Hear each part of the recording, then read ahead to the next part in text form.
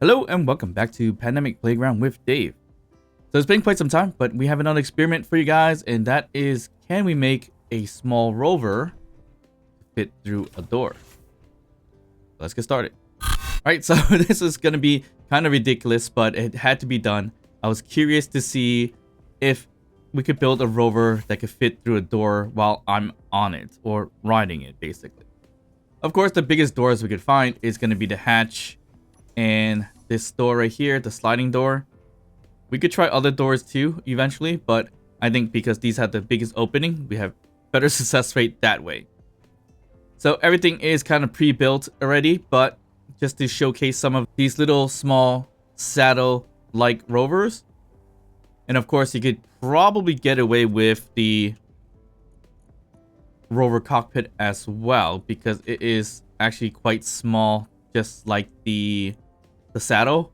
But the saddle just kind of looks better in my opinion.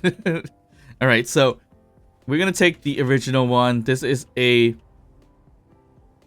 generic 2x2 wheel rover with regular wheel suspensions. So keep that in mind. That's regular rover suspensions. So when we drive this towards the door, that's how much space we can't fit into the door. So basically, as you see in this rover, the suspension is connected to the other suspension, and that's just too wide for it to even go through the door. So basically, it's about, I would say, 6 blocks wide, and that's not going to work for the door itself. The door itself looks to be about maybe 4 blocks wide, roughly. So this rover is pretty much out of the picture. But just want to show what that would look like with a regular wheel suspension. So then I thought make it less wide by kind of like alternating the wheels a bit here. So the suspension is connected from here, and the other suspension is connected from here. And then you have the alternating wheels instead of right next to each other. So that did make it a little bit on the skinnier side compared to the other rover. But as you can see here, it's about 1 block different. So that, of course, is not going to work. But we'll show it anyways. So getting in here, driving to the door, it's almost there. So close. It almost make it. And this thing spins and turns like a dream, regardless of the alternating staggering wheels. But here is the hatch, and you see we're so close to getting in there. But of course, that is with the regular wheel suspension. So of course, we do also have the short wheel suspensions right here. And this is a short wheel suspension 2x2. 1x1s could work too, but it's the same length as the 2x2 anyway, so that's why I put the 2x2s. And you'll see here, I put 2 suspensions together attached to the saddle with a bit of batteries and such. I don't think I threw in a gyroscope on this one, but yeah, it looks like it's about close to 4 wide in terms of having it like an actual ATV looking like rover, which looks pretty cool. But of course, same aspect as the regular wheel suspension being staggered. It is about 4 blocks wide and it doesn't fit. It's very close again, but it's not just there just quite yet. And that was a mistake, but anyways. So of course, we took the same aspect as that, and we kind of did it this way first. So I'm trying to do it where just the 2 wheels, and you'll see the short suspension wheel here, it couldn't be on the saddle itself, so I had to stick it out a little bit, but with the battery on both ends. And of course, it flips over like this, so I added these little slope blocks here, and it has 2 gyroscopes, one on override and one not on override. So basically, if you didn't know about this trick, if you have 2 gyroscope and put one on override and one not on override, you can balance it really easily by pitching left and right like this, or Q&E on the keyboard. If you had it not override, it'll just kind of fall down, as you see there. So if I tilt it this way, right in the middle, take off override, I'm just going to fall over based on the weight. So this one now, it's a smaller block rover. So it's about 2.5 roughly. So that would definitely fit, but then you'll see that I have to keep pitching it a little bit so that it doesn't fall. But as you see here, that fits perfectly fine. You have a nice little rover, and you'll see a lot of headspace within the door. So you can drive this with no problem through a sliding door. And I'm pretty sure you can get through a hatch as well. So we open the hatch up here. We'll just go right in like so. And you see we're in and no problems there. And of course we could tilt it a little bit if we need to. But yep, this rover was a success in that aspect. But I wanted to try a rover that didn't have that override aspect of it. So then I decided to design this craziness. So once again, staggered, but with the short wheel suspension. But unfortunately, because of short wheel, it doesn't stick out much as you see here.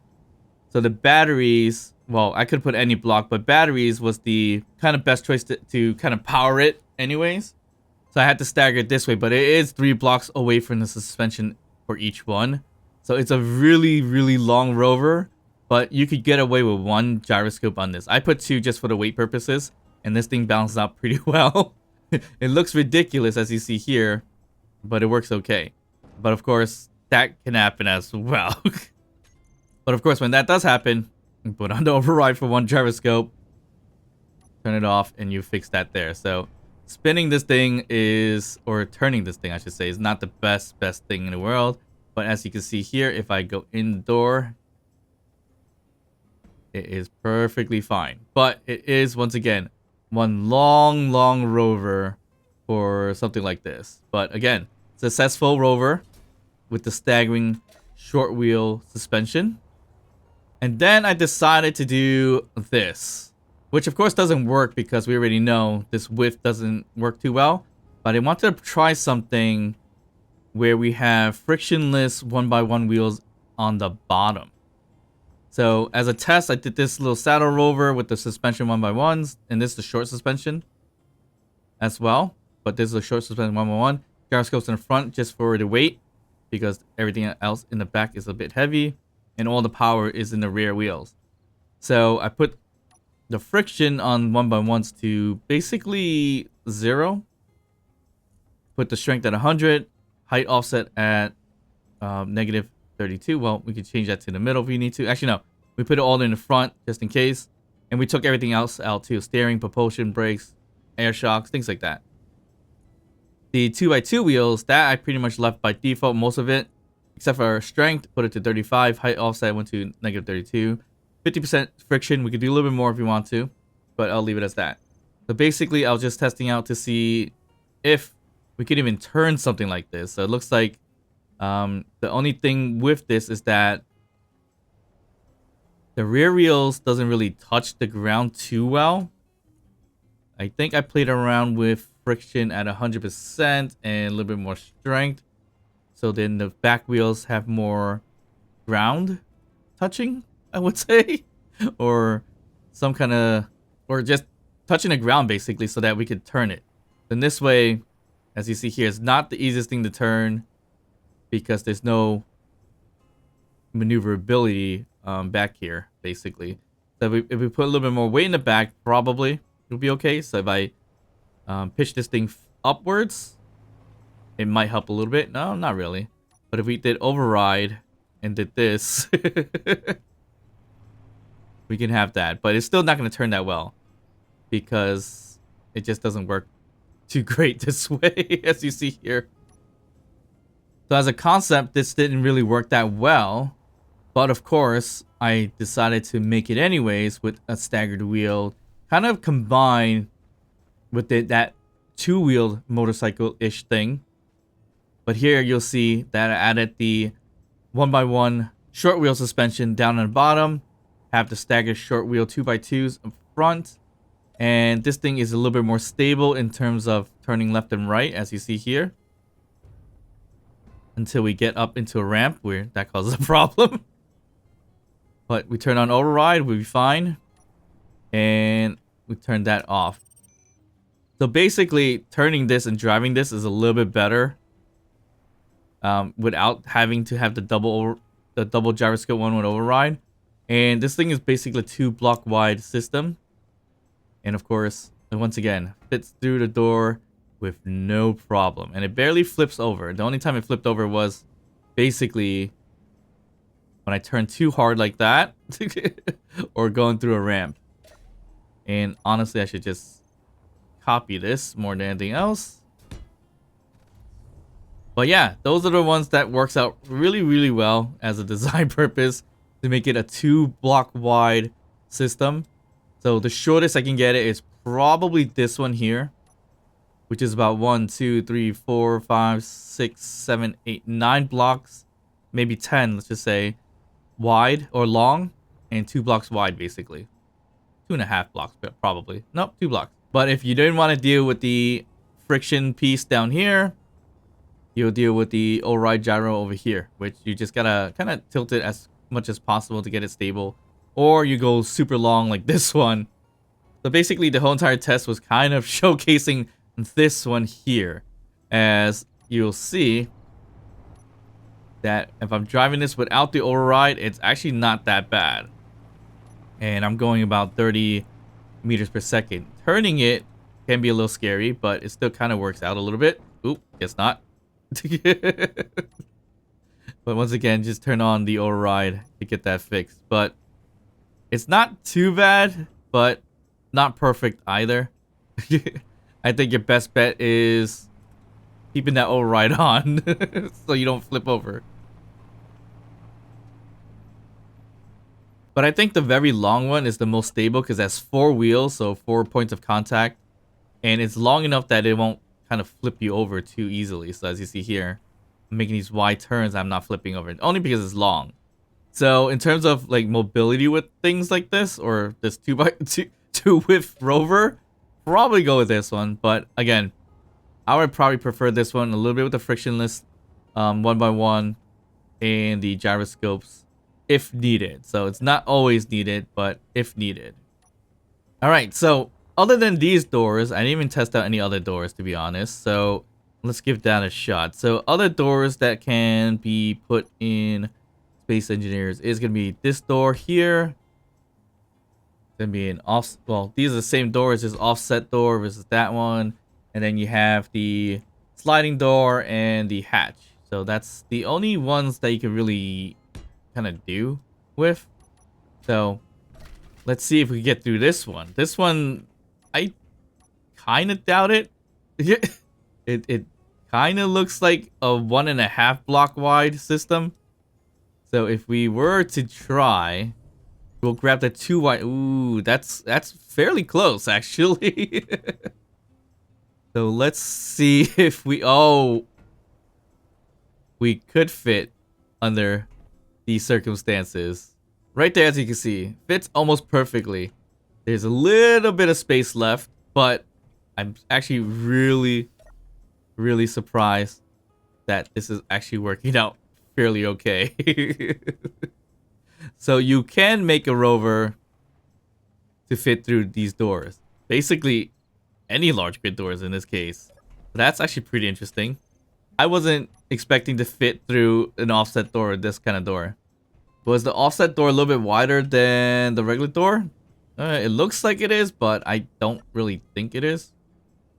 So let's see if we can fit through it as well. So this looks like to be the tiniest door. Actually, no, it does look a little bit tinier. Oh, we might not be able to fit this. Nope. So we won't be able to fit through a regular door. So offset door, sliding door, and a hanger door is your best bet only. Yeah, that is nearly impossible, as you see here. So regular door, not so much. It looks like it wants to go in there.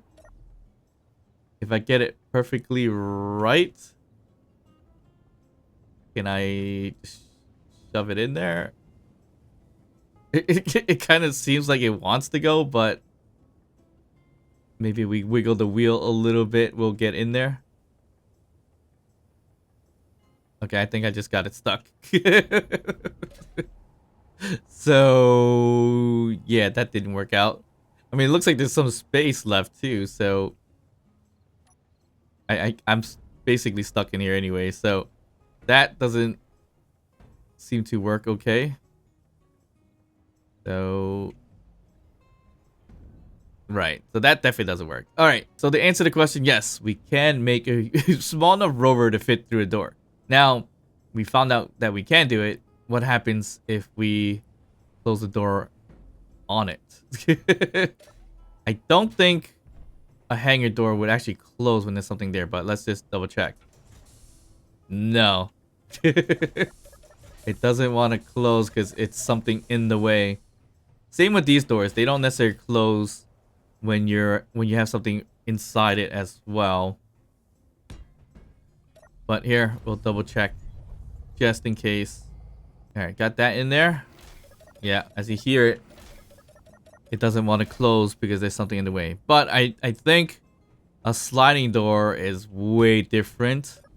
I think a sliding door doesn't care that there is something in the way. So let's check this out in 3, 2, 1. Yeah.